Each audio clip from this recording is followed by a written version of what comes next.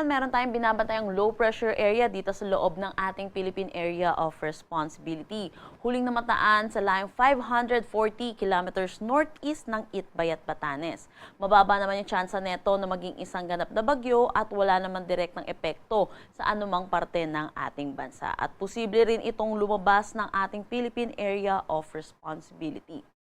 Ngayon, patuloy pa rin ang pag-iral ng southwest monsoon dito sa buong bansa natin. Ito rin yung nagdadala ng mga pag-ulan lalo na dito sa western section ng ating bansa. Para naman sa update natin dito sa binantayan natin bagyong si Bising na may international name na Danas, ito ay ngayon ay isa na lamang low pressure area dahil na rin sa interaction nito sa kalupaan ng China. Huling namataan ito sa layong 745 kilometers northwest ng Itbayat, Batanes. Hindi naman na din natin inaasahan na papasok ulit ito ng ating Philippine Area of Responsibility at magkakaroon ng epekto sa anumang parte ng ating bansa. Ngayon, meron din tayong panahon.gov.ph. Kung makikita natin, meron tayong mga warning alerts dito sa gilid at ito yung pwede natin i-check para sa mga nilalabas nating thunderstorm advisory, rainfall advisory at mga heavy rainfall advisory. Nakakompile po dito lahat ng mga nilalabas ng ating mga PRSTs. Kung makikita natin, meron tayong NCR PRST, Visayas PRST at Southern Luzon PRST. I-check din natin itong panahon.gov.ph dahil pwede din natin i-check yung mga magiging forecast natin sa mga susunod na araw. Para naman sa magiging panahon natin ngayong araw, inaasahan natin patuloy yung epekto nitong southwest monsoon at magdadala pa rin ng mga pag-ulan. Asahan natin yung mga pabugso-bugso na pag-ulan, moderate to heavy rains, lalo na dito sa may Batanes, Babuyan Islands, Zambales, Bataan, Metro Manila, Cavite, pati na rin sa may Occidental Mindoro.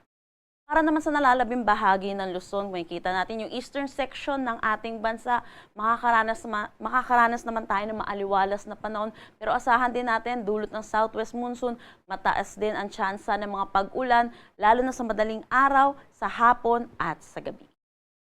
Agwat ng temperatura for Metro Manila, 25 to 28 degrees Celsius, Lawag, 25 to 30 degrees Celsius. Tugigaraw, asahan natin ng 25 to 31 degrees Celsius, Baguio 17 to 21 degrees Celsius. For Tagaytay, 22 to 27 degrees Celsius at Legazpi, 27 to 32 degrees Celsius.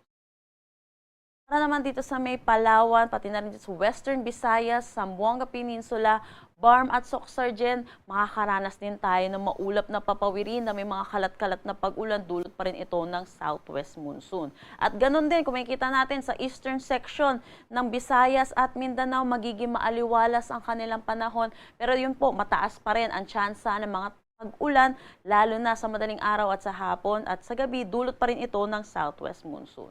At paalala na rin po sa ating mga kababayan dahil sa mga sunod-sunod na nararanasan natin mga pag-ulan, saturated na rin po ang ating mga kalupaan.